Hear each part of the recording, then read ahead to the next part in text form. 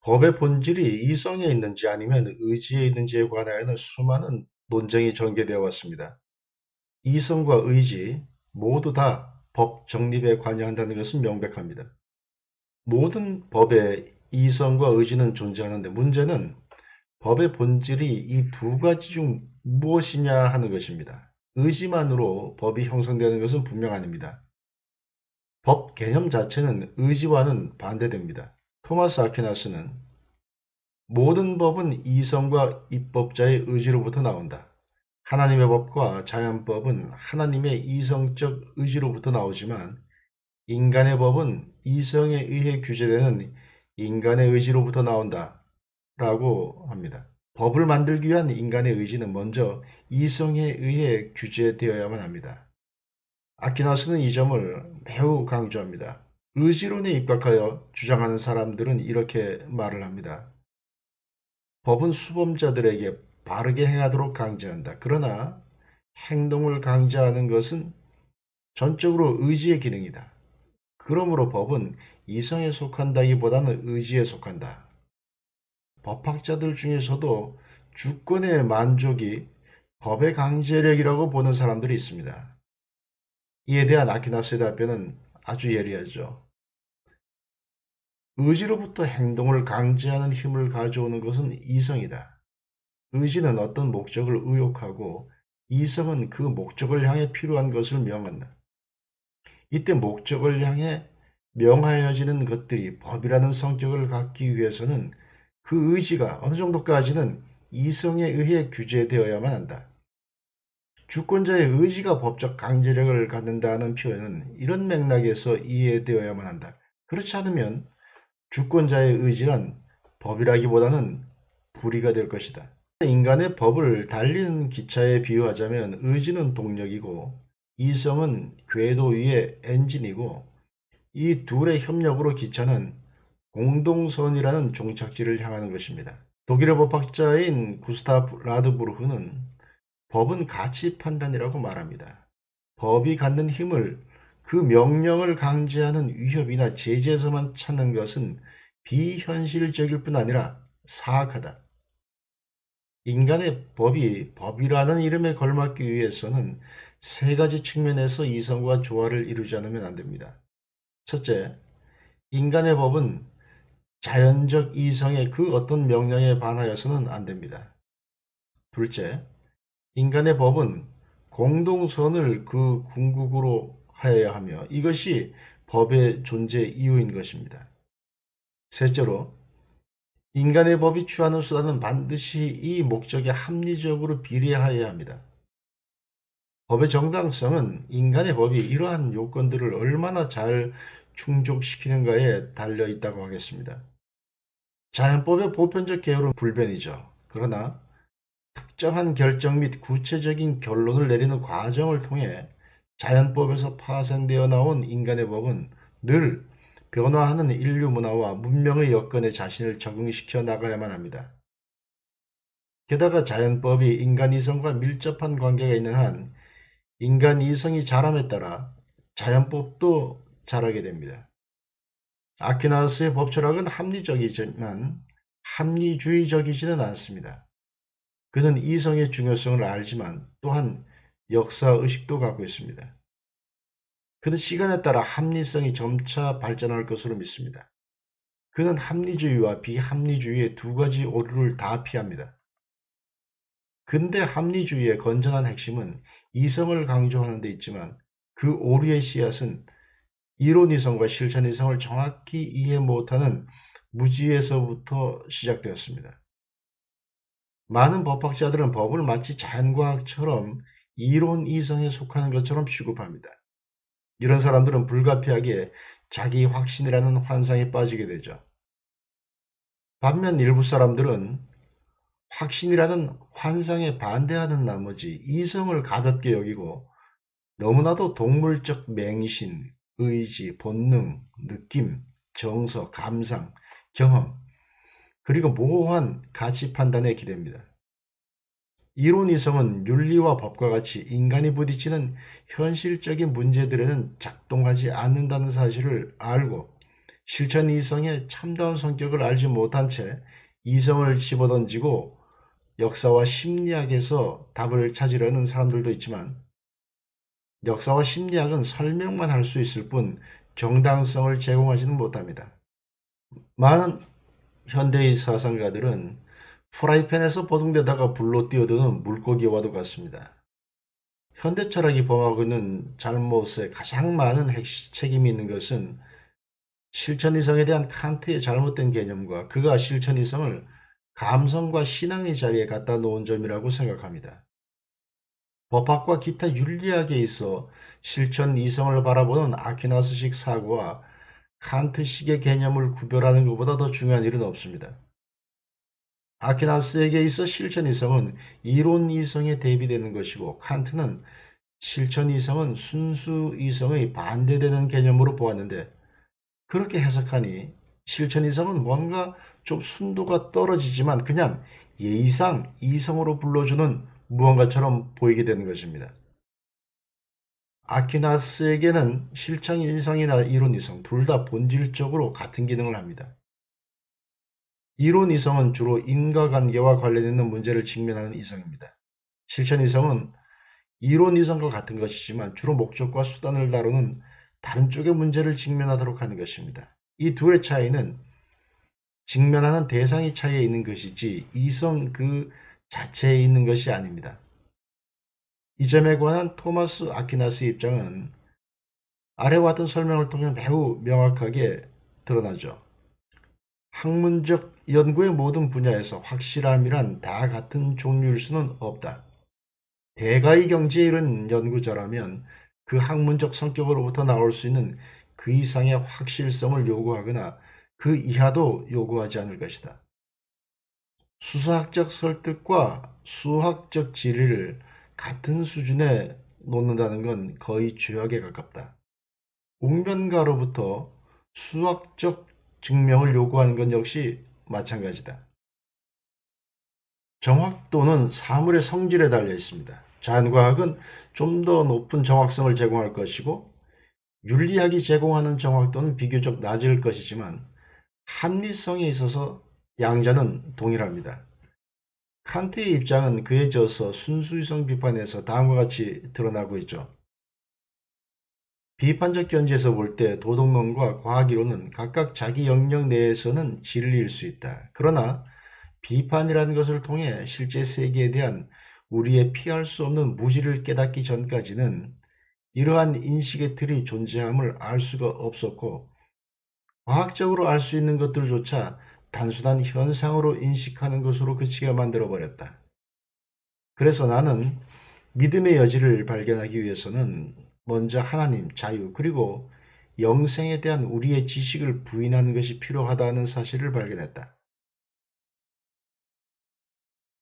이것은 철학자의 전제로서는 칭찬할 만하지만 지적인 관점에서 볼 때는 극단적인 두 길만을 그 위에 둠으로써 현실을 왜곡하고 있는 것이죠. 결국 칸트가 밝힌 대로 이성은 믿음의 장벽이고 믿음은 이성의 장벽인가? 믿음과 이성을 그렇게 일도 양단식으로 나누고 그렇게 극단적 무비판적으로 수용하는 것에 만족할 수 없습니다. 이 사실은 이성 가운데 신앙이 있으며 이 신앙 가운데 이성이 있는 것이죠. 여기에도 다른 모든 것과 마찬가지로 서로 상대가 알아차리지 못하는 사이에 그림자를 들이우는 중간지대가 있습니다. 결국 따져보면 자연과학, 윤리학 및 미학 사이에 합리성이나 지성에서의 본질적인 차이는 없는 것입니다. 와킨이 던진 질문과 같이 이성은 신뢰할 만하다는 직관과 석양이 아름답다거나 잔인함은 나쁘다는 직관이 어떻게 다르다는 것입니까? 그러나 칸트가 실천 이성을 믿음과 도덕적 정서로 밀어낸 까닭에 그의 추종자들은 두 개의 큰 집단으로 나뉘고 말았습니다. 한 집단은 실천 이성을 그들의 체계에서 내버리고 순수 이성의 방법론을 윤리학에마저 적용했습니다. 반면 다른 한 집단은 비합리주의자들, 낭만주의자들, 의지주의자들, 실용주의자들 및 사이비 철학자들이 되고 말았습니다. 헤겔, 니체, 창조적 진화론의 초기 앙리 베르그송과 같이 칸트에서 벗어나 독립적이라고 선언한 사람들조차도 주관을 자의적으로 객관화함으로써 이원주의를 극복하려 안간힘을 쓰는 한 여전히 칸트의 영향하에 놓여 있는 것입니다. 특히 해겔주의는 이성의 외피를 쓴 극단적인 비합리주의이고 정신의 탈을 쓴 유물론인데 마르크스에 와서야 비로소 그 탈은 벗겨지고 말았던 것입니다. 요컨대 칸트는 도덕적 감정, 의지, 직관, 느낌, 신앙이 현상계에 국한된 이성과 지식 안에 자리하도록 만들어 두었던 것입니다. 칸트주의자들이 현상계와 비현상계, 자연과학과 윤리적 원리, 논리적 정확성과 도덕적 정밀함, 이성과 신앙을 일도 양단식으로 분리한 것은 너무 극단적이어서 현실을 왜곡합니다. 이런 식의 접근이 존재론 측면에서는 일정한 근거를 갖고 사고의 도식으로 생각을 명확하게 정리하는 데는 유용할 수도 있습니다. 그러나 일단 생각이 그런 도식에 꽂히게 되면 그것이 실지 않은 현실 그 자체의 특징으로 오인되기 쉽고 생각을 명료하게 정리하게 하는 대신에 그 결과는 이중 삼중의 대혼란의 초래로 이어질 것입니다. 루이 드 레이마커 교수는 이렇게 설명합니다. 칸트식의 불가지론을 옹호하는 사람들은 현실에 대한 만족스러운 설명 방법을 찾아내기 위해 종종 비합리주의의 길, 감정, 행동 또는 원천적인 몇몇 직관의 길로 들어선다. 순전히 현상학적 관점에서 보더라도 칸트의 이원론은 사물을 지나치게 단순화하고 있는 것이죠. 존 듀이 같은 사람은 이렇게 말하고 있습니다. 우리가 살고 있는 세상은 예측 가능성과 통제를 담보할 수 있는 충분성, 완전성, 질서와 반복, 그리고 한편으로는 아직 결론이 미정으로 남아있는 개별성, 모호성, 불확실성, 과정이 인상적이며 불강력적으로 섞인 혼합물이다. 이것들은 기계적으로 섞여 있는 것이 아니고 마태복음 13장에 나오는 비유 속에 곡식과 가라지처럼 극도로 섞여 있다. 그러므로 경험 철학에서의 아퀴나스식 관점은 이원론적이라기보다는 다원론에 가깝다고 할 수 있습니다. 법적 현실도 마찬가지죠. 법학은 깔끔하고 명확히 보이도록 하기 위해 제멋대로 법적 현실의 일부만을 따로 떼어 학문을 위한 학문의 상아탑을 쌓아서는 안 됩니다. 참된 학문적 기질을 가진 법률가라면 법을 마치 이론 이성에 속하는 것처럼 다루지는 않을 것입니다. 그는 재료를 그가 원하는 대로가 아니라 있는 그대로 다룰 것입니다. 그는 단지 칸트식 개념의 순수 이성에 적합하지 않다는 그 이유만으로 정의를 불합리한 관념으로 치부하지 않을 것입니다. 신칸트주의자들은 크게 슈탐너와 켈젠으로 각각 대표되는 두 가지 학파로 분리될 수 있습니다. 슈탄너 쪽은 정의의 문제를 순수이성의 방법론으로 다루죠. 칸트의 체계를 더 객관적으로 이해하는 것으로 보이는 켈젠 쪽은 정의의 문제를 불합리한 관념으로 관조해서 법학은 합리적이어야 한다면서 여기에서 제외해버렸습니다. 슈탄나와 켈젠 둘 다 다르게 출발점 자체가 잘못되었고 이것은 결과에까지 영향을 미치고 있습니다. 슈탄너의 체계는 비판적 이상주의란 깃발 아래 합리주의의 재판이고 켈젠의 순수법론은 법학의 영역에서 정의라는 관념을 단순히 감정으로 여겨 법 실증주의입니다. 괴테는 관념에서 떠나는 사람은 결국 개념조차 가지 못한다고 했습니다. 관념은 본질과 연관이 있고 개념은 존재와 연관되어 있습니다.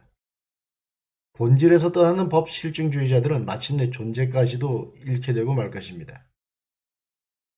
아퀴나스식 관점은 합리주의와 비합리주의 또는 의지주의 모두에 대하여 답을 제공합니다. 합리주의에 대하여 아퀴나스는 법은 인과의 문제를 다루는 이론이성이 아닌 수단과 목적을 다루는 실천이성에 속하는 것이라고 말합니다.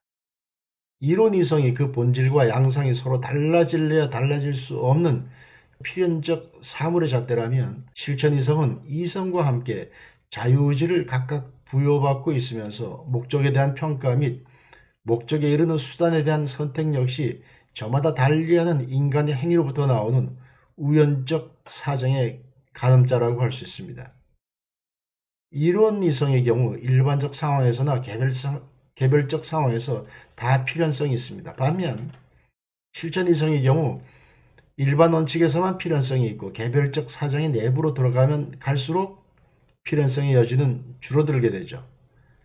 한편 비합리주의자들에 대하여 아퀴나스식 관점에서는 실천 이성도 모호한 판단이나 맹목적 의지가 아니라 여전히 이성이며 법이라는 구조물이 세워지기 위한 불가결한 토대라고 답할 것입니다. 세부적 사안으로 들어가면 절대적 정확성은 없을지라도 상대적 정확성은 여전히 있을 것이기 때문입니다. 이런 문제들에 있어 토마스 아퀴나스는 전적인 이성이나 전적인 비이성 이런 말을 쓰지 않고 다소 이성적이라는 표현을 쓰고 있습니다. 사람이 연관된 문제를 다룰 때 가시적이며 완벽한 입증을 요구하기는 어렵다. 다만 웅변가가 사람들을 설득하는 재주에 들어있는 것처럼 일정한 추론적 확률을 얻어낼 수 있다면 그것으로 충분하다. 경험주의와 철학적 존재론의 차이는 전자의 경우 무대 앞의 광경을 보는 것으로 만족하는 반면 철학적 존재론은 지적 추구의 기쁨을 갖고 생기발랄하게 수용하고 있는 현실 그 너머까지 배경을 조망하는 데 있습니다.